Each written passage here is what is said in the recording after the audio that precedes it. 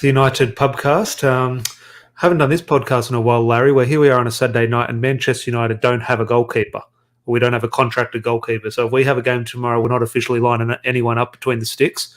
It'll be a quite easy game for the opposition strike. And I'm sure there is, is one of the other goalkeepers still technically contracted. Tom Heaton might have a deal. I'm not sure the latest on Dean Henderson, but obviously we know we are talking about David De Gea, who is having his wedding today. So congratulations to David and his wife. But no longer, since 2011, David De Gea is no longer a Manchester United player.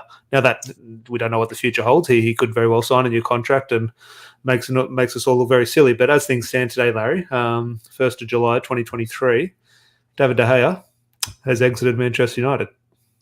Yeah, and in unsacramonious circumstances with a question mark, I suppose, Tom. And let's wait and see what happens. Obviously, the title of the video being around Onana and Manchester United making a bid, which we'll get into. But yeah, David De Gea. I don't know where United go from here. And there's a lot of PR recovery to be made, regardless of which way it goes, whether he stays or goes or whatever. United really need to recover from this because at the moment, the narrative around this is United absolutely have mishandled the situation. Well, we'll get into United's sort of handling of this, and there's no doubt, especially specifically to the goalkeeper situation and David De Gea. But I think a broader stroke in regards to all the players. There's still a lot of players potentially facing an exit, whether that be their contract running out or us agreeing a fee with another club. But just on De Gea, just from the personal aspect, and not in regards to his wedding, that's his personal life. Congratulations to him. You mentioned it yesterday when we were having a chat, and we've sort of always alluded to it over the last couple of weeks as this De Gea story has been unfolding. I've always known it's there and it's pissed me off, but I sort of push it aside. Oh, it is what it is. It's just Twitter. It's just kids on Twitter. I can sort of I can push it aside and it doesn't really concern me. For some reason today, I don't know if it's technically because he's actually left the club kind of in terms of it sort of really hit home and it sort of sunk in. But the Manchester United fans sharing, whether they're creating it themselves or they're retweeting or they're sharing it and they're commenting, they're giving the interaction on these fail compilations. I can't believe fail compilations are a thing amongst the fan base, but they are with Manchester United. I'm guessing clubs like Arsenal and that do have them. But there's like a 20-minute one going viral at the moment. It's over 20 minutes of mistakes by David De Gea. Now, he doesn't have 20 minutes worth of mistakes, but it's in terms of replays and showing different angles sort of thing. And I'm just thinking, if you're a Manchester United fan and want David De Gea to go, a valid opinion, a very strong argument for that opinion, no issue at all. I'm excited with the future away from David De Gea and what that sort of how our football looks without David De Gea. But on his wedding day, in terms of celebrating a club legend as he's leaving after 12 years of service, to be sort of sharing and promoting sort of fail compilations, that's not what a Manchester United. You can have the opinion that he needs to leave, but that's not what it's simply. I know I'm right with this. That's not a Manchester United fan. Look, I could have a debate with you or a video around what a Manchester United fan or the modern football fan really is. And I'm with you. I'm very much in the camp of support your players until they're no longer your players. Now, you can have an opinion that a player is no longer suitable for the style of football you play. And you can have a belief that a player is not good enough to play for your football club. But to celebrate their failures, it's pretty comical. In saying that, YouTube kind of picks up on algorithms and plays you the next video automatically. For whatever reason, I fell asleep watching YouTube this afternoon. And when I woke up, I had a Harry Maguire era compilation that was actually playing. And I have to admit, Tom, it made for some compelling viewing. But put your mind, sort of dig a little bit deeper into the sort of the mindset of a supporter doing that in terms of promoting that. In terms of, let's say your fan is sort of desperate. They hate Harry Maguire. They hate David De Gea, and they're doing everything they can to get rid of him. If a rival CEO or director of football is scrolling through Twitter or YouTube and sees 20 minutes highlight, is that going to help their case to go and sign that player? I'm just thinking it doesn't help anyone. It just sort of frustrates the hell out of me. I don't see how it benefits anyone besides feeds their ego. Look, I'll be real with you. If I wanted to go and make a Cristiano Ronaldo failure compilation, I could do it. I can find times where he's diving or lost possession. So, I don't really think that that's really an area for concern. If David De Gea still has a value, David De Gea can still absolutely walk into most Premier League clubs. David De Gea can absolutely still play for a competitive club in Europe. But I think his future as a elite goalkeeper It's definitely over. And I say that with full respect. And you're right. David De Gea is a Manchester United legend. He has to go down as one. He's won a Premier League title. He was our player of the season for 4 seasons, I want to say. And let's not forget, there have been times where when United have been in Champions League contention, he's sometimes carried us to those top 4 finishes purely through his shot stopping. Top half finishes. Yeah, absolutely. There's a valid point in that. What season was it? Was it under Louis or was it under Jose? There was one season. I'll never forget the game. I think it was at the Emirates away. We had no right to win that game. It wasn't where Lingard does all the dancing. It was another game. It was you're thinking. I think it potentially is. Was that under Solskjaer? Are you thinking Man United in the black kit where he saves that double save? Yeah, that was where Lingard scored too. Oh, it was. There you go. I'm positive. United had no right to win that game, by the way. If you look at it statistically, Arsenal should have been ahead. And if it was any other goalkeeper in world football, United don't win that game. I'm very much a never rewrite history, never be so in the moment that you forget how good a player was. There's a recency bias in fans. And the same applies for Cristiano Ronaldo. Let's not forget Ronaldo's first run in a Manchester United shirt. You'll never see another player have the sort of impact that Ronaldo did again. I really believe that. He was unplayable in 07-08. He was a phenomenon to watch. Now, you can talk about the likes. I know I don't want to venture too far, but I'm trying to make a point here. We've seen players come to the Premier League. Even you look at Haaland and his goal record last season, breaking all sorts of records. Mo Salah, Luis Suarez. The way Ronaldo impacted the Premier League in that one season, it's never been replicated. I don't care what anyone says. But then you look at his performance last season, and then you see people saying, "I'll get out of my club." Let's not forget what these players have done in the United shirt.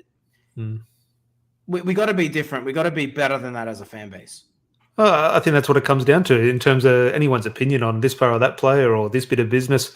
That's all sort of valid opinions. But in terms of the reason Manchester United fans support Manchester United is because of the club. Well, we're a different mindset to Liverpool. We're a different mindset to Chelsea. We're a different mindset to Real Madrid. All these fans and groups, and rightly so, they're all different. Otherwise, it'd be very boring if every club was sort of acted the same. We support Manchester United because of the values and the traditions. And I'm just saying, if you don't like that, if you go against that, well, obviously everyone's going to have different opinions. But you're going against really the core of why you are a Manchester United fan and what sort of originally attracted you to the club. If you want to have that ruthless nature, which obviously you do need a ruthless nature in terms of moving forward, but there is a way to do that at Manchester United compared to a Real Madrid, where if you have one bad performance, they want to sack you. If you think that is the right mentality and the right attitude to have, 100% valid.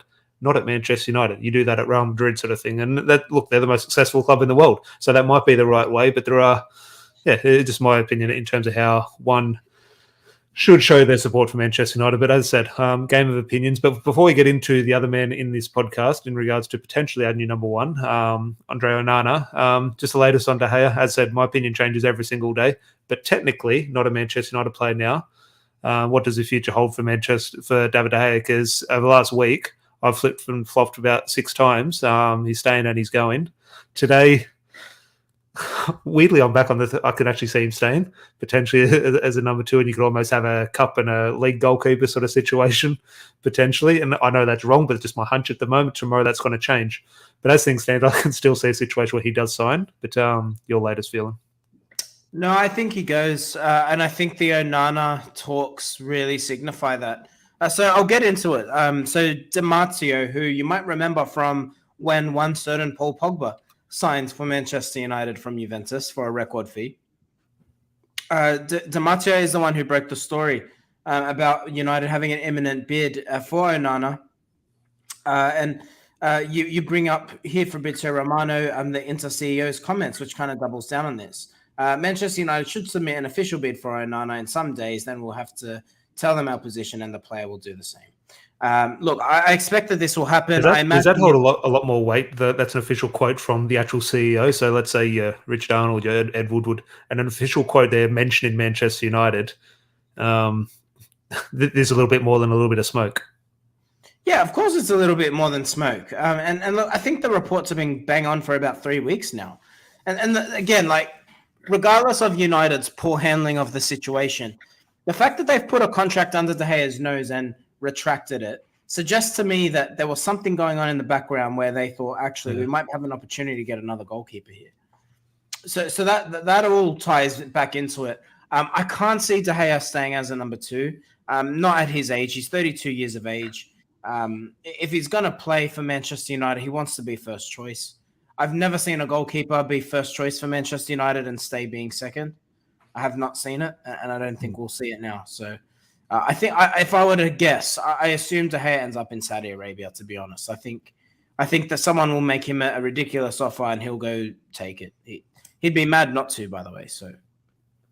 Yeah, no, look, and as I said, I probably do agree with that. Just at the moment, my hunch, my opinion will probably very likely be along the lines of that tomorrow. But George, as well, good to see you. Appreciate Dion and Chris in the comments as well. But Chris here mentioned, hey, boys, filming a wedding and listening to you guys. We could maybe just sort of put us in a little sort of 5-minute cameo. So when they get their wedding video in 6 months' time, or however long it takes to produce, I don't know, they can have a little sort of pubcast snippet. So let us know if you do include that in the show. But Larry, on Onana, as I said there, you brought up there, it does seem obviously concrete interest now into sort of name drop in Manchester United.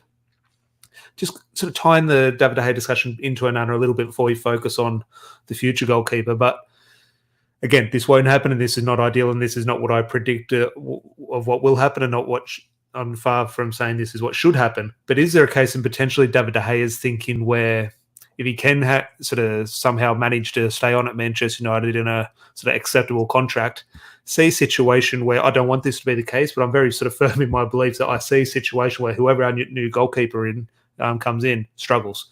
And I'm just thinking there could be a situation now Erik ten Hag could show complete faith and stick through sort of a tough patch, which he's very well within his right to do so. But let's say Onana comes in and unfortunately it's very likely case that he's going to trip over the ball or score an own goal sort of thing, or get caught with a back pass and struggles to sort of adapt to life at Manchester United. David De Gea kind of finds himself back in first choice. No. Look, I think United are going to go hard for Onana. I think this will actually happen. I got to be honest. I think Onana will sign for United. This is a very this is more than rumor and innuendo. The fact that the Inter CEO is coming out making statements. Oh yeah, I'm not talking about Onana coming out. I'm saying regardless of that situation, David De Gea could actually, while he technically does go in as your number 2. I'm very firm in the belief. I hope this isn't the case. I hope if a new keeper comes in, he doesn't make a mistake. But not many goalkeepers are cut out to make at Manchester. No matter how good you are, if you come in, there is a situation. Number 2, mate. Surely. Yeah, I don't think that will happen or should happen. But is there anything can happen? I'm just thinking there could potentially be a situation where that does happen. I can't imagine that. I really can't. Look, being a Manchester United, Gary Neville said on the overlap, being a Manchester United goalkeeper is the most difficult position to be in world football.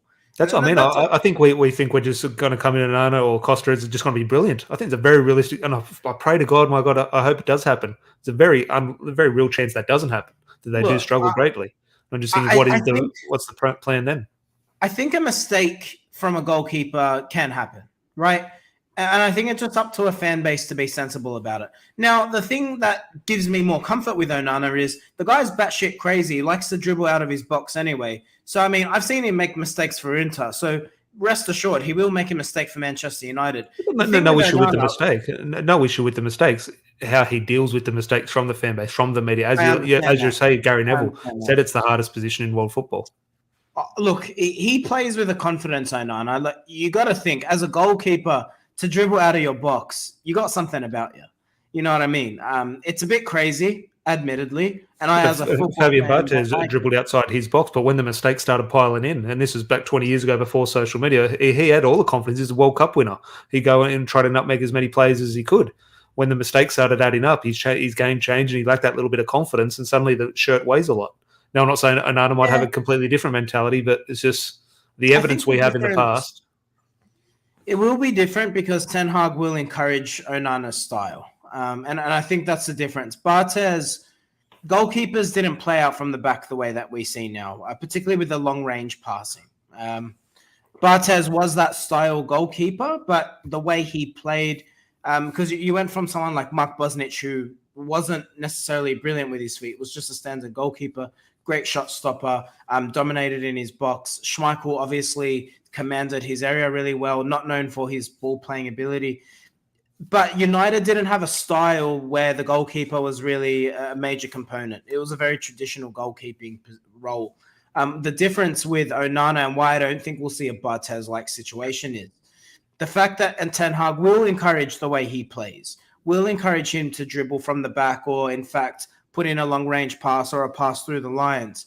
That suggests to me that he will back him. And we also have to remember the way that Ten Hag will want United to play is further up the pitch. So, in fact, the emphasis on Onana to make crucial saves will, of course, still be there, and he'll need to come up with miraculous moments throughout the season if United are going to be serious about challenging for anything. But that's not what he's being brought in to be. United aren't looking for a goalkeeper to be a great shot stopper. They're bringing in a goalkeeper who can allow United to evolve the way they play football, and I think Onana absolutely will do that. Yeah, no, it's definitely. I agree completely. It's just, and again, as I said, I just put on Twitter before we went live. I'm very excited about a future, whether that be under Onana or Costa, whoever, in regards to a new goalkeeper coming in. I do share the excitement. I just think, as I sort of started this podcast in regards to our treatment of David De Gea, I don't know how our fan base will react to mistakes and sort of how that sort of supports a goalkeeper who's going to be in a challenging situation. It fills me with fear how we're going to deal with any player's going to come in. We could have Harry Kane, and he might go through a barren spell. He might go 5 games without a goal. How does he react to the weight of the Manchester United shirt and the scrutiny? And it's where my hesitancy comes in. On De Gea, what have you made of Neville and Roy Keane's constant commentary around his performance in the FA Cup final? Does that concern you a little bit? Like, are you in the same camp as them? They seem to be very critical of the nature in which United conceded the second. I personally don't know how much he could have done. I think it was completely out of his sight. He's gotten wrong-footed. I think Neville's... It's one that looked bad for the goalkeeper. It's one that definitely, it was a visual bad look for the goalkeeper in terms of the way that it did go in. Now, with Roy Keane, he sort of... Now's it sort of he stands pretty firm with his opinions and will not change that. We saw that with Cristiano Ronaldo. Now, Roy Keane thinks Peter Schmeichel wasn't a good goalkeeper. So in terms of Roy Keane, who's my favourite player, my favourite pundit, his opinion on goalkeepers, do we hold much weight with it? Probably not. And he made his sort of stance pretty firm on David De Gea 2 or 3 years ago. And if David De Gea he doesn't rate Schmeichel. I think he just doesn't like Schmeichel. Yeah, a bit of both, but he won't give him credit. So I think he obviously doesn't like David De Gea. If David De Gea saved 4 out of 5 penalties, he would say, well, goalkeeper should be released in 5 penalties. Like, he just doesn't like David De Gea. And look, people have players they don't like. We did need a scapegoat, whether the media or the fan base, we did need a scapegoat for that FA Cup final. We couldn't, as a fan base and media, just accept Manchester City are better than us. We need reasons as to why we lost. And obviously David De Gea was the easy target there, and you could argue rightly so. Because obviously it was bad. Eriksen was the worst player on the pitch. Yeah, but who's going to get clicks in regards to attention on who to criticise, Christian Eriksen or David De Gea? Yeah, that's fair.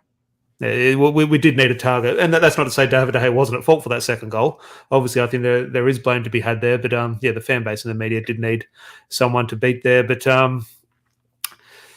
Aaron here, good to see you, mate. It's time for David De Gea to go. I think I'm happy to see him stay, but I do agree with the point that it probably, if you're balancing all things up, it is time for a change. Tom, I know United's primary target this transfer window has been a striker. I think we might get to the end of this coming season and say a new goalkeeper is exactly what we needed. I could see a world where we get that play-making style goalkeeper, and I could see it evolving the way United play completely. Evolve the way we play, no doubt about that. My only concern and question, well, of course, it will be like playing with an extra player there, because it's almost like you're playing without David De Gea when he's there. So it will transform the way we play. In terms of translating that from the performances and the football to results, if you play that better football and create all those chances, but it ends up at the feet of our Weghorst at the other end of the pitch, it's going to result in nothing. So I'm thinking, You're right, but you do need that striker in there to finish the chances. Well, before you cut me off, what I would say is that I actually think United will concede less goals. And the reason I say that is if you look at the goals we conceded against Brighton and Brentford to open last season, that doesn't happen with a better goalkeeper, respectfully. I think Harry Maguire will get sold. I wouldn't be too concerned about the conjecture that he's wanting to stay at United. I think that's simply Manchester United actually releasing that to the press so to keep his price high. But I think with a goalkeeper who can play with his feet, United will play out from the back a lot better. And I actually think that means you won't see like Eriksen getting pressed in the box or Harry Maguire making an error under pressure. I think with that goalkeeper who's got that long and short range pass in him, United will simply not get put in those situations where we will concede 7 at Anfield. I see it evolving the way United play. Yes, you're right. We do need a better striker. We do need better finishers. And that issue absolutely isn't going to fix itself. But I think a new goalkeeper, and if United do manage to bring a striker in, I think there's an argument to say we're not too far off from where we need to be to challenge. Do teams not sort of, at the moment, they're pressing Manchester United because they know they can get at Aaron Wan-Bissaka, they know they can get at Maguire, they know they can get at David De Gea. Teams don't press Manchester City because they know there's no point. If we start to be actually really good at playing out from the back, teams will just sit off into that sort of, whether you could describe it as a mid-block or whatever, back near halfway. And just thinking, okay, we'll look very good playing out from the back, but really to what extent? How many lines are we really breaking? So I'm just thinking, when you're playing against Manchester, you don't go and pinch the ball up there because you know they're going to play through you. So I'm just thinking, yes, it's going to, so obviously that's the benefit of bringing Onana in, but when teams see that as a strength, they're going to drop off, and it kind of nullifies that strength a little bit. That's a valid point, but I don't think United have struggled to break down low blocks. If I look at last season, we didn't really have an issue in those situations. United were creating the chances. I simply put it down to we haven't had a good striker. I think back to the Newcastle game in October, United had plenty of opportunity to win that game. They didn't. The game against Chelsea, where Chelsea didn't sit back, but just simply if we have a better goal scorer, again, that turns into a victory. There have been a number of games this season. Southampton, obviously, is another obvious one where Casemiro gets sent off. United haven't had trouble breaking low blocks this season. I think they've just lacked a clinician up front. If it wasn't Rashford scoring, United weren't scoring. And that needs to change next season. So I've got to be honest. I think with the Mason Mount signing, imminent Mason Mount signing, because it's not official yet, I think having a left and right situation where you've got someone like Mason Mount, Bruno Fernandes, Eriksen, who can still come in, United won't have too much trouble breaking low blocks if they can get a clinical striker. But, even in those situations, at least United will get draws. It was more that we conceded goals en masse last season. I don't expect that to happen. Yeah, definitely, Tad here. Good to see you, mate. We've made loads of chances, we just can't finish. Definitely agree with that. Al here, in regards to, we're talking about the strengths of our defenders and goalkeepers playing out from the back and how that makes us play. But a lot of it then comes into the next line of play when it comes into midfield. Is it Mason Mount or Frankie de Jong getting the ball, or is it Fred or McTominay getting the ball? I think no matter how good you are at the back, it's a trickle-on effect. So I do agree with that. But just a point here before we do move on, there's one or two other talking points I think is interesting for tonight's chat. But George here, let's say David De Gea goes, Onana comes in, Dean Henderson looks like he's going to Forest. Tom Heaton's situation I'm not completely aware of, but what happens with the backup goalkeeper there? I have a feeling, now I don't know because I was scrolling through photos, it was about a year ago on my phone, it popped up all these photos from last July, popped up on my phone today from this time last year, and we were down in Melbourne last year, and I met, alongside with Harry Maguire, Kovar, the reserve goalkeeper, or the young goalkeeper in Melbourne. This guy is big. Now, look, I'm the furthest thing from a tall guy. I'm quite short, but this guy is huge. He towered over Harry Maguire. For God's sake, he's a big boy. And he's obviously had a very good season. The Czech Republic won the league there. And I'm just thinking, is there a case just as a second goalkeeper, or will he want to pursue that and go be first choice somewhere else? But if David De Gea leaves, Dean Henderson leaves, is Tom Heaton your backup goalkeeper under Onana, or are you bringing someone else in? And is that someone else, someone who's won the league in the Czech Republic, who is a Man United Academy product? Yeah, valid question. I think Heaton will stay just because he's an easy stopgap and reliable second choice. Apparently, a lot of reports he's pretty much almost like Lee Green. He's pretty much a coach, they reckon now, rather than like considered part of the coaching staff, more so than an actual player. Yeah, I mean, sure. I have no doubt that might not be the case. I mean, when players at his age sign contracts, it is generally to complete some level of coaching. But I think Heaton showed in his performances last season, very reliable. And I got to say, good with his feet, better with his feet than David De Gea is. I like Kovar. I haven't seen enough of him. I couldn't tell you if he's good with playing out with his feet or not. And it's very clear that Ten Hag. I got to be honest. I'm sick of saying it, and I'm sick of saying the words press resistant. I'm sick of all these football terms that have been done to death. But Ten Hag clearly wants a goalkeeper that fits a certain prototype. So if Kovar fits that prototype, maybe he is a backup. But I haven't seen enough of him to really comment, to be honest. Yeah, no, definitely, and I can only go by the reports. Obviously, I'm not I'm not watching Czech Republic football. I have no idea how he has performed. But was obviously the goalkeeper of the team who won the league, so he must have done okay. There's a comment here from Dion saying we really suck at selling players. I want to bring this up. I haven't got your thoughts yet, but it happened today, just in regards to the contract situation. I'll bring it up here. Ethan Laird has left the club. Now we didn't. Actually, we did sell him, didn't we? A little bit under $1 million, so it's almost in the same discussion as the Darnick Bell. Probably didn't have the same outrage, but from all reports, had quite a good loan spell at QPR. Now he's moved to Birmingham. Yeah, Birmingham.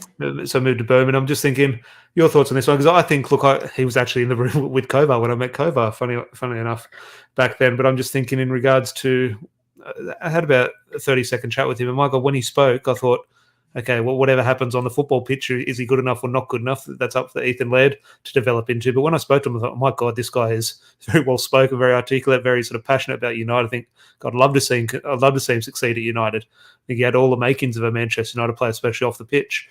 It hasn't sort of eventuated, but I think that's through no real fault of his own. If he's done quite well in the Championship, he's unfortunate to have the Portuguese right back in front of him and a very good defender in Aaron Wan-Bissaka. So just your thoughts on Ethan Laird leaving the club. Tom, you'll know I've been a massive fan of Ethan Laird, and I would have loved to see him get an opportunity. I think he's a very attacking fullback.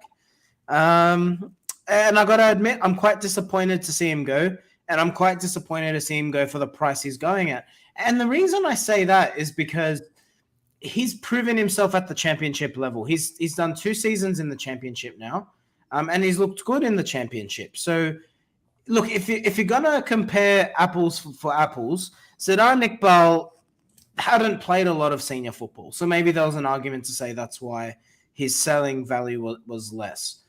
What's the justification with Ethan Laird? Granted, he had a year left on his deal. I accept that.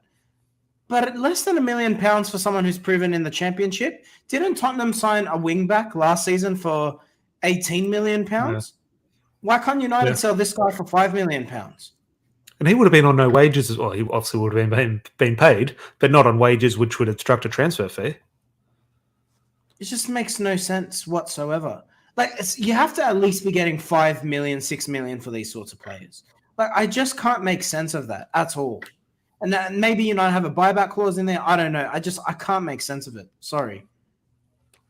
Yeah, George here, Dej Spence. Yeah. Antonio Conte apparently hated him. I'm not sure how the relationship went, but apparently there's a bit of conflict. On loan, didn't he? He signed and then he went back on loan. And Charlie here, good to see United looking at the final. I did hear this name. I haven't seen Feyenoord play this season, but about a young goalkeeper there potentially. I'm not sure if this link was in regards to a first choice keeper or second choice. My hunch was second choice goalkeeper, but I'm not sure. Yeah. His quality or his profile or anything. I have no idea. So, Charlie, if you do know anything about him, do let us know, because here's a name I have seen sort of popped up here or there, and now saying we run a professionally run club, which is we laugh at it, but it's also quite sad, Larry, in regards to we do class ourselves as the biggest club in the world. Now, I know Real Madrid are in that discussion, and rightly so, but we are run like you sort of you club that run for. Al's right. And we came on here, was it a week or 2 ago? We had a really good chat. I think it was at the pub, actually, where we said United having John Murtagh as your football director, with full respect to John Murtagh, is embarrassing. For a club of Manchester United stature, you should be getting the best of the best. I should be able to... Now, I might not know who a director of football is at a certain club, but I should be able to look at a well-run football club in world football and say, whoever is the head of their footballing operation, go sign that person a beef at Manchester United. You see Brighton. You don't know who the Brighton guy is, but you know he's doing his job well. 100%. Southampton in the last decade. Now, I think it was Paul Mitchell who was actually leading their operation when they were successful. And he then obviously went to Tottenham and then RB Leipzig, and I'm not too sure where he is now. But yeah, Monaco, another good football club that always produces good young players. Mbappe, Tchouameni, there's others that I'm missing. There are these good heads of football in world football, but we're signing the likes of John Murtagh, who came from Everton, who've been struggling for the last decade, and then he gets promoted. And with all due respect to Darren Fletcher, who I liked as a player, what What has Darren Fletcher achieved in footballing administration to be part of Manchester United's transfer strategy? Like, again, just the people in charge, the people with power, and the people who are then making these decisions, it's absolutely baffling. No, look, I completely agree. I think there needs to be, and needs to be communication throughout all levels of the club at the moment, but especially around Darren Fletcher's position, because I love seeing him in and around the club, but no one knows his job. Some people think he's handling transfer negotiations. Some people think he's head of scout, and no one knows his job. He's just sort of in and around. Sometimes he's on the dugout, sometimes he's not. We just need to know what Darren Fletcher does. Whether it's good or bad, someone tell us his actual job, because no one knows what is happening there. But Dion, what is it like trying to run a football operations under these new owners? I just want to get into the ownership discussion. I think someone maybe brought it up a little bit earlier. My man Tad here is the club is run poorly. That's why estimating will take 3 years now for new ownership to sort out the current club issues. That just goes back into my next question to you, Larry, in regards to join the debate when this ownership thing's going to come to an end. It's going to be this week or it's going to be 6 months. Who knows? Let's say draw a random conclusion that this happens in the next 2 months, next month. When do we start seeing action, or whether we see action or start seeing the benefits or results of new owners in regards to a visual difference on the pitch, that sort of thing? Now, obviously, that can only really be addressed in the transfer window. But in terms of when do we see a visible sort of difference? Okay, the Glazer owners, or hang on, Qatar owners, and we can actually see that the ownership is different, because the Glazers could hand over the keys, but as I said, this could take months. Could take years. Who knows? Like, we've seen obviously drastic sort of increase in Newcastle, but even that was a while ago. I don't think it'll take years. I think I imagine by the time the season starts, United will have new owners. But when will we see that we've got new owners? Like, in regards to decisions, we say, "Oh, actually, the club's been run differently now." Yeah, look, it's going to take some time. I think it will be interesting to watch.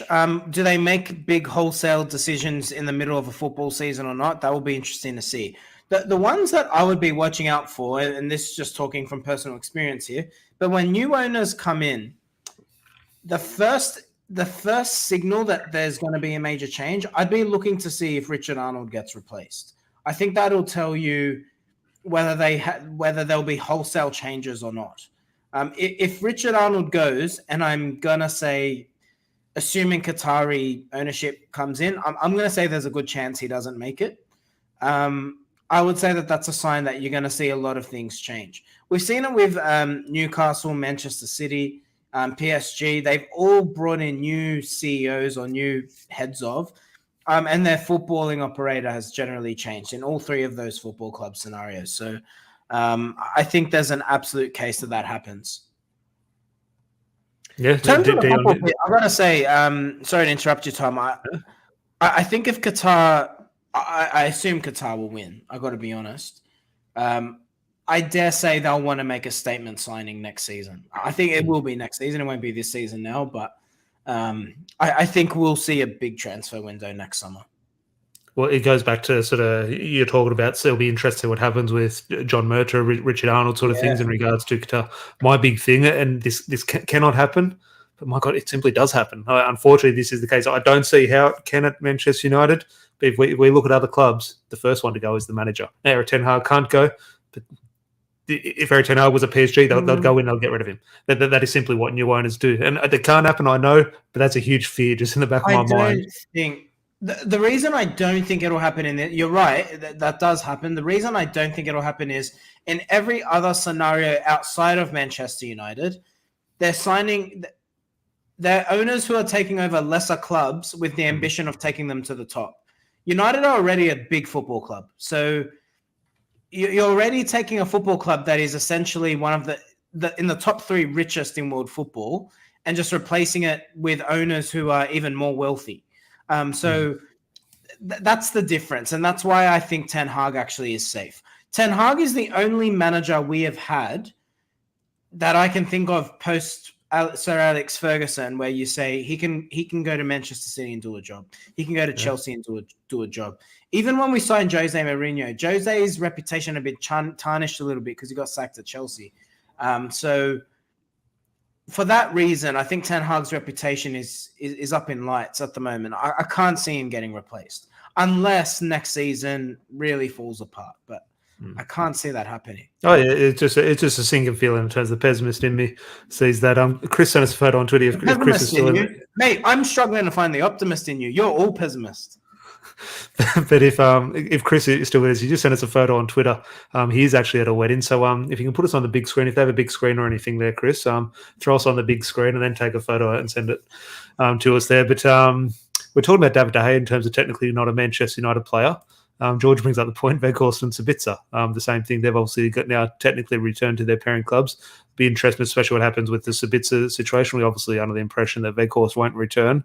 But Sabitzer, I don't think he's returning, but watch this space. Obviously, there is contact there. So if we do need Mason a midfield. Mount replaces any doubt. Yeah, you're probably Sabitzer. The one I think Mason Mount potentially, we're talking Fred, we're talking about Sabitzer, we're talking about Ericsson.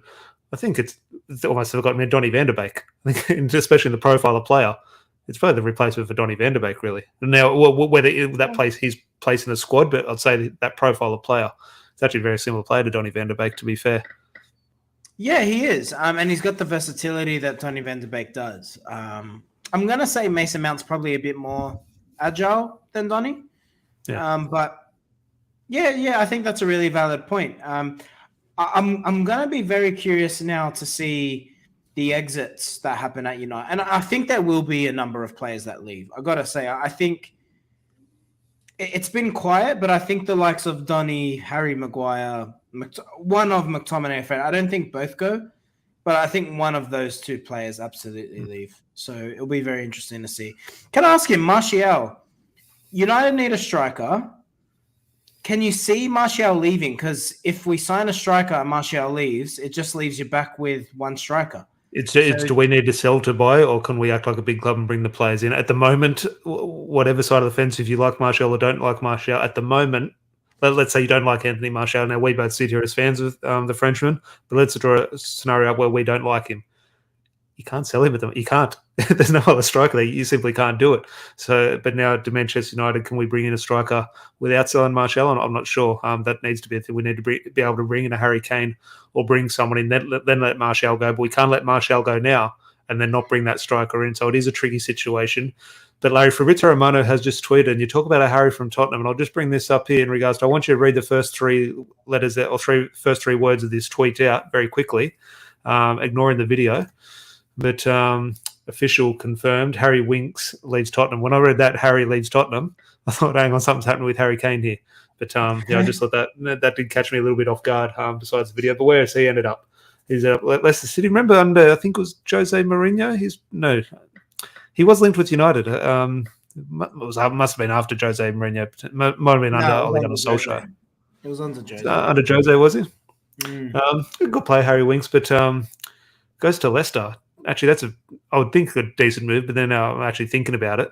Leicester's in the championship. Yeah. It just came to me. So poor old Harry Winks. I think he deserves better than that. But yes, £10 million for the championship club spending there. So surely we can find someone in the championship to send a few players. It's worth noting that when you get relegated, you do get the parachute payments. So maybe Leicester are banking on having only one season in the championship. I think Harry Winks is a Premier League player. Yeah, he's a very good player. Yeah. He is a good player. He is a good player. Ted Bates here, João Felix incoming. João Felix, on that situation, what do you think is a weird situation? Because obviously I assume has left Chelsea today in regards to his return to Atletico, in regards to his loan spell. So Charlie's saying PSG won João Felix. I'm not sure if anything's breaking around him, but I don't know. Where do you stand on his situation in regards to seeing him at Chelsea? I think every time I watched him at Chelsea, hang on, which I obviously knew he was a great player, but obviously when you see him up close in sort of Premier League football, I was watching thinking, hang on, he's quite a special player. Now, obviously didn't hit the heights at Chelsea in regards to results, sort of translating those performances into results. But the João Felix situation, we come desperate on deadline day. He's not your out-and-out striker, which we need, but he's obviously a good player. I don't know, does he bring baggage or just brings high wages? I'm not sure, or if we can differentiate the two. But your feelings on João Felix? Great player. He reminds me of Juan Mata in the sense of technically wonderful. You want players like that, but I feel like for most clubs in world football at the moment, he's a square peg in a round hole. He just doesn't He's in the old mold of what I would call an attacking midfielder. I think a lot of clubs are going to, like, they're playing their midfielders or their number eights, quote unquote, further up, but that number eight seems to be quite robust. Yao Felix is very much in the mold of Misa Tozil and Juan Mata. But these were the midfielders that were dominating in the noughties or the turns of the 2010s. We don't really see that sort of player in a modern midfield now, if you think of all the top performing teams in Europe. So he's brilliant. He's tactically brilliant. There's, of course, you'll always try and find space for someone like that in your football team. But if he gets signed by United, where does he play? Like, I wouldn't know where he fits. And I could make that case for him if he went to Liverpool or Chelsea, or, well, we saw him at Chelsea. I think he needs to fit a team that actually wants to build around him, unfortunately. I think that's in Europe. I think in the Premier League, the way the football's going in the Premier League and in England, I just think as great as he is, square peg, round hole. You're completely right on that. And maybe not in the same category as square peg, round hole, but George here, Jadon Sancho. Just your latest feelings in and around. Now, there's no sort of huge transfer rumours linking him away, but obviously his name potentially is in that discussion. Now, obviously, a huge stumbling block in regards to his wages would be near impossible offloading Jadon Sancho. I think, I don't know how emotional we are at the moment, how sort of our feeling does stand, but I would cast our mind back to 6 weeks ago. No matter what our frustrations were towards Jadon Sancho, I think pretty confident, correct me if I'm wrong, pretty confident both our feelings were, okay, we'll give him one more season in terms of, okay, needs to improve, but won't be selling him now unless a huge offer came in, unless Saudi Arabia came in. I still play stand there in regards to, I do give him one more season. I'm not selling him just yet, but my God, he does need to deliver. Yeah, he does. If I was a betting man, I say he stays, but I'd say it's probably 60-40 he stays. I'm not... If someone like Tottenham were linked with him earlier, a couple of weeks ago, and I dare say if someone offers 50 million for him, I think United would listen. I don't think any club besides Saudi Arabia clubs, I don't think anyone's in a position to offer that transfer fee with huge wage of 350K a week. Well, I don't think you're not going to get a transfer fee of that. You're right. I think United would have to cover a portion of the wages, which I imagine they'd be prepared to do. They did that with Alexis Sanchez when he went to Inter. So, and sometimes if you need to move a player on after you've signed them up to massive wages, then that's the price you have to pay. And again, I come back to United being run like a proper football club. With all due respect to Jadon Sancho, what other football club was going to offer him 350 bag a week? No other club was going to offer him that. But for whatever reason, Ed Woodward just splashed the cash. That's where you'll see a visible difference. In my opinion, one of the first things you'll see from difference between Glazer ownership to Qatari ownership in regards to the acceptance to offload players and take a hit, in regards to losing out on a player, in regards to a transfer fee, try not to recoup it, in terms of...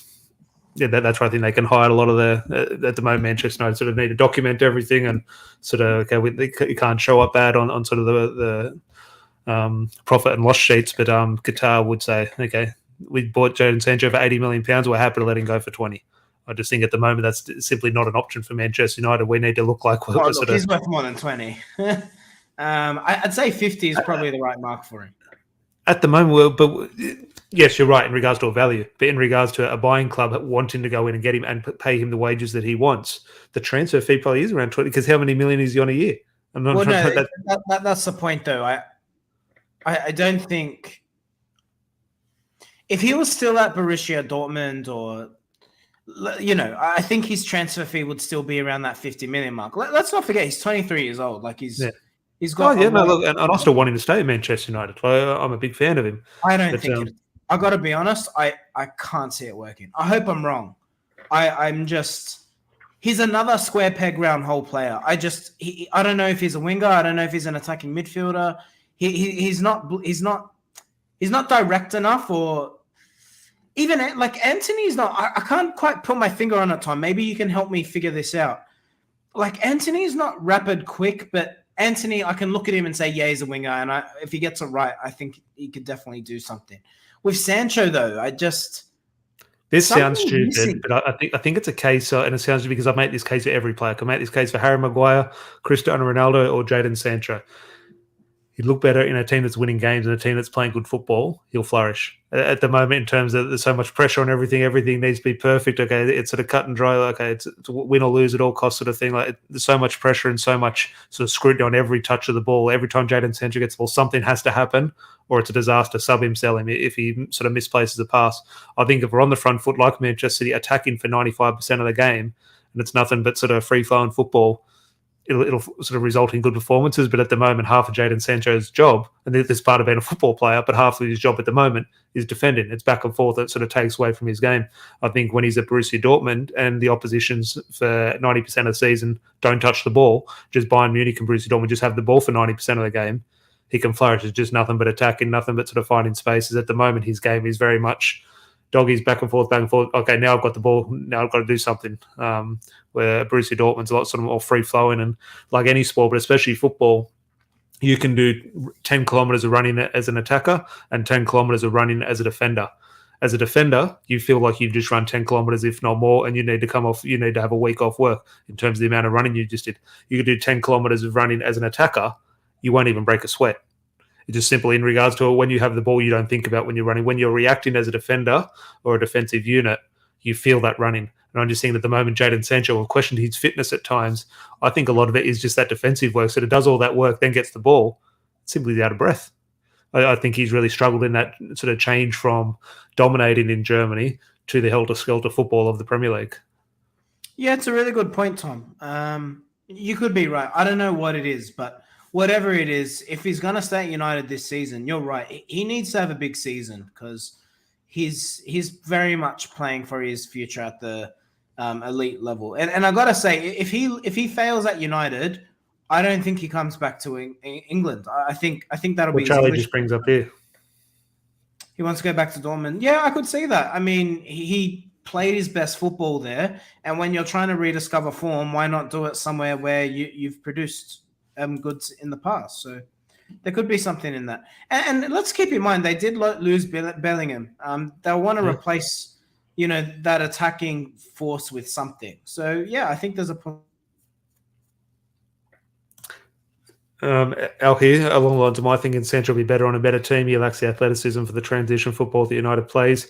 He's a more intellectual type of play. Almost not in the João Felix mould, but has always been a play. Even when playing well, Jadon Sancho, is he on the right? Is he on the left? Is a little bit of football in the number 10 role earlier in this season. You think, as good as he is, sometimes those players just don't quite fit, no matter how good they are. Look at different category, but one Sebastian Veron, absolutely brilliant. It never quite clicked with the players around him. Scholes had to move, then Veron had to move, then Beckham had to move. It was all these things, and so sometimes it just doesn't work out, no matter how good a footballer you are. And not he might not be good enough, who knows, but it's just not quite working. I've got to say, though, with Sancho, and look, I don't expect wingers to be like rapidly quick. I think that's lazy. Like if Saka at Arsenal is not rapid. He's not. He looks quick because of his style of dribbling. But Sancho lacks explosiveness. I think to be a good winger in the Premier League, you have to be explosive. You just simply have to be. And he just doesn't have that pace. And it's not pace, like acceleration. He can't. He starts slow, but he can't explode. And I think he's got the dribbling in him. But if he doesn't have a defender on the back foot, you're right. Maybe if United were dominating possession, he looks better. But you're right. And that's why Garnacho looks better than Sancho does. I think as footballers, Sancho's much better. Garnacho's an interesting shout in regards to just the visible difference in regards to the way simply the direction he's running. He runs forward. At the moment, Jadon Sancho gets the ball and it's very stop, and he does the right thing 9 times out of 10. Jadon Sancho usually doesn't actually lose the ball. That's why Erik ten Hag is quite consistent with him, because he's actually sort of promotes a good football and sort of keeps things ticking over. Us as a fan who sort of demands a little bit more and that excitement from a Manchester United winger. As I said, I'll go back to at the start of the show in terms of what is a Manchester United fan. One of the things that we've all been brought up on is that excitement in sort of wide areas. Jadon Sancho might be actually doing the right thing and sort of being very good for Erik ten Hag, but for us as fans, it's not really what we want. And I'm just thinking that might sort of cloud our judgment in regards to the way we view Sancho. If he's not a winger in the Premier League, then what is he? Yeah. And then he very much goes back into that João Felix conversation where maybe he's an attacking midfielder, maybe he's an advanced playmaker, but he's not robust enough to be a midfielder. So, yeah, I think it's going to be really interesting to see what happens with Jadon Sancho. Tad sums it up quite nicely. He Canacho commits defenders. Sancho waits for the defenders to commit 100%. And there's no real right or wrong there. Yeah, just two very different styles. And Jadon Sancho actually has brilliant timing when he beats. For someone, I don't want to say so slow, but we'll question his pace. Let's say he's slow. He's got an unreal ability of beating players, but he doesn't beat them in the way of going past them. So he's got great timing in terms of the close control, and sort of as the defenders commit, he can sort of find that yard of space. Is how he takes advantage of that yard of space he struggles with. Well, it can be done. Ronaldinho, perfect play. Like, obviously, his dribbling was. You'll never see another dribbler like Ronaldinho. But Ronaldinho wasn't quick, but phenomenal dribbler. So it can be done, but he's got to find where he fits. Yeah, no, definitely. One or two more comments before we do wrap up. Here's a Saturday night, so enjoying a bit of beverage. I am empty though, so I need to go to the fridge. But Højlund coming to United. We talked about striker. Højlund, yes, as I said, I always say this as a betting man. At the moment, I still want to see hope, and I still see a situation where Harry Kane does eventuate. But if you put money on it, probably not at the moment. Højlund does look like there is interest, and you can see a situation where Atlanta accepted a little bit of money for him. At the moment, you can see him being our striker. Now, is that good enough for Manchester United to go challenge for trophies? I don't think so. And that's not to criticise him. He might be brilliant. Even if Højlund is brilliant next season, I don't think it'll be good enough. I don't think a young player, unless you're Erling Haaland, I don't think you can expect a young player to come in and lead the line for a club like Manchester United to a successful season in his situation when he's got 8 goals in Serie A. Like, that's not who you go and sort of pin your hopes on. Larry has dropped out, I believe, there, or it could be me. I'm not sure. I'll keep talking until I'm not sure. It's hard to sort of find on my end, but I'll keep talking. Tadsy, have a good one, lads. Hopefully everyone's still with us. Al here, he reminds me a little bit of one man. A lot of players in regards to Jadon Sancho. I think that's an interesting shout. We've had that discussion before. I'll just remove Larry from the stream. He can come back in a sec if he's still with us. But yeah, just on Erling Højlund, Rasmus Højlund. It's an interesting one with him because if he's going to be a next superstar and sort of a brilliant footballer in the future, of course you go get him. But what Manchester United, and probably more importantly, Erik ten Hag needs, he needs results. Now, is he going to sort of provide those results next season if he comes in? You would have to say maybe not. And I just think no striker, young player in sort of his position, sort of really deserves that pressure. Now, any Manchester United player, any new signing is going to have to deal with pressure. That's part of being a Manchester United player. But it's just not fair, in my opinion, Larry, to sort of place that pressure on a young player like Rasmus Højlund to come and say, lead the line for Manchester United. I just don't think that is the recipe. As we've talked about, a professionally run club, a club like Manchester United, that's not the recipe for success. To say, okay, kid, you scored 2 or 3 goals in the Serie A. I say 2 or 3, but he obviously scored 8 goals in Serie A. Come score 35 for the biggest club in the world. That's not going to work out well. And I just think if that is our plan, the plan's not going to work. Yeah, and look, I don't really think it's fair to ask a 20-year-old kid to lead the line for Manchester United. I've got a real problem with him. I got to say, if he signs, I still think Martial would be first choice. I think Højlund would almost be your backup striker. Because you can't ask a 20-year-old to lead the line for Manchester United. And again, like you said, he scored 8 goals in Serie A. I think that's a massive ask. Now, yeah, he's got potential. But yeah, I do have concern. I'm with you. I don't think the Harry Kane saga is quite over. I think United are very much going for a goalkeeper now because they've decided they'll re-enter the striker debate later. But I think it will be a quiet transfer window for United. I think Onana would probably be the second out of 3 signings. I can't see us getting more than 3 players in. But you know what else is a shout? United getting a striker who's a free agent. Now, I'm not sure who's available, but I could see that also being a possibility. I did see one name floating about today. I forget if it was a striker or not, might have been a defender, floating about potentially a free transfer that you think, oh, hang on, I didn't realise he was free. And that would be very interesting to see Manchester. It wasn't like a perfect signing. Like, it's obviously someone with a little bit of baggage or sort of a concern over them. But there is one free transfer that was floating around that I'll have to go back and look at I'm sure it's on Transfer Market or something in regards to players out of contract. But there is one name that definitely did catch my eye. But There was another player just on Onana as we do wrap up. As I said, we're both confident that obviously the Inter CEO has spoken about Manchester United, so there is obviously something happening there. Fingers crossed we can get some sort of clarity over the next 24, 48 hours. But as a transfer fee, we're talking about the transfer fee being too much for Højlund and maybe sort of been a little bit off-putting in regards to that. We discussed that a little bit yesterday in and around that £50 million mark, euros, pound, however you want to define it, for Onana. Where would you, as a fan, sort of be happy? Obviously, it's not our money, but we always have our feelings towards how much we would spend as fans for Onana, and how much do you think the club would be willing to spend for him? The report of him being worth £80 million is laughable. Honestly, it's absolutely laughable. Oh, no, back to Onana. Oh, no, sorry. I think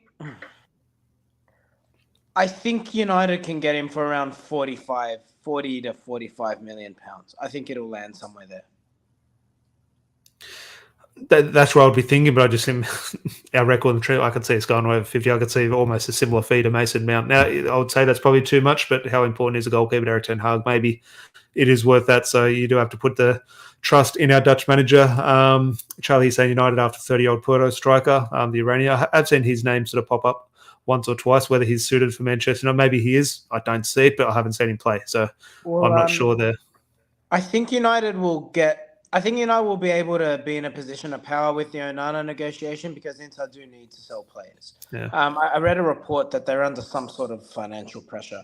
And if they want to keep certain players, then they will need to sell a few. So with that being the case, I think that's why United could probably get a more favourable fee, but time will tell. I mean, look, if anything over the last few years is anything to go by, they'll say they want 40 and we'll pay 80. So let's wait and see. Is that your phone buzzing or something's buzzing? I'm looking at my phone. Mate. That's not me. I'm sorry for the camera, by the way. My laptop died, so I've had to revert to my phone. I'm just looking around my screen. I have no idea what that could be. It could be the only thing could be my phone, but that's not bipping. So I don't know. Something's making noises. Not anymore, but I'm not sure whose end that was on. Maybe you've got a toy in the drawer that you should let the people know about. I'll have to ask Jeanette if she's been in here. But Al saying, this is my last point here, saying, should we get Evan Ferguson instead of Højlund? The one with Evan Ferguson, I want him so bad, and I want him for all the wrong reasons. I want him simply because he's an Irish. I think Manchester United, every squad should have an Irish player. Now, obviously, he's a very good player in terms of he does look like a very sort of bright prospect, but we're not going to Evan Ferguson, unfortunately, this window. He did just sign a big deal at Brighton, so Brighton have secured him. You would think if Manchester United wanted Evan Ferguson this window, sounds crazy, I think it would cost 100 million, which obviously is not that, but that's what he would go for. And just signed a new contract a few weeks ago at Brighton. You're simply not going to get him unless you go and do something silly. I'm prepared to say Evan Ferguson will play for Manchester United one day. I don't know when, but my hunch is he'll play for United one day. I hope so. Well, we need an Irishman. Could have been Declan Rice if he didn't. Is he really Irish, though, or is he like McTominay saying he's Scottish? That's the same. Declan Rice, he plays for England, but he's Irish. Jack Grealish is Irish, but plays for England. I'm not sure the latest on Evan Ferguson. They're born and raised in England, but their parents' heritage, right? I'm not sure with Evan Ferguson. I haven't sort of followed his career. Only sort of did come aware of him this season for Brighton, and he has done well. And you'd have to say he's probably going to lead the line for them this window, this season. Which is Welbeck still at Brighton? I think. Did he get a move somewhere? I haven't seen anything. I did see him sort of popping up at the end of the season in regards to a bit of news. Let us know about Danny Welbeck. I'm not sure. I'd take Welbeck on a free at United, just as a backup. I'd take it. I'm serious. I think I'd take him over Weghorst. Yeah. Well, I mean, I don't think that's much of a scoop. I think everyone would agree with that. But yeah, I would take him over Weghorst. But before we do wrap up, Larry, I said best part of an hour today. Any other talking points or news before we wrap up? I'll just have a quick scroll through Fabrizio's Twitter. I've seen there Liverpool, the Hungarian, has arrived on Merseyside for his medical, so they're getting deals done. His name. I've seen his name. I'm not going to bother. I think it's Szoboszlai. Whether that's accurate or not, I'm not sure. That sounds not a bad effort. But he's at Liverpool, and that addresses both Szoboszlai and McAllister from said Brighton. Liverpool are addressing their midfield issue. So whether they're good enough or not good enough, whether they have a good season or a bad season, they're doing something about it. Yeah, they are. And that's now 2 midfield signings for them. So Yeah, Liverpool definitely making an impact. And look, they're the ones that are going to push United for the top four. They're the ones that I'm looking at as, massive improvers. I still think they've got defensive frailties.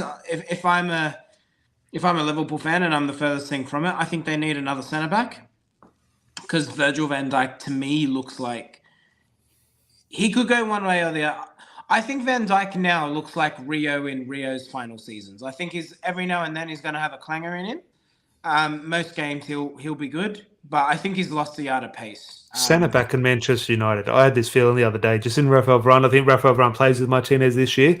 But if a defender is on the market, say a 21, 22-year-old defender who you're going to have to spend 40, 50 million on, let's say like Kim, obviously he's gone to Bayern Munich, but that type of profile, obviously he's a bit older. But if a centre back is out there and available, it's not a priority for me. But it's always sort of been sort of rumoured this window, and I don't really get the rumours. But now I do see a situation where we could take advantage of the situation if one does pop up.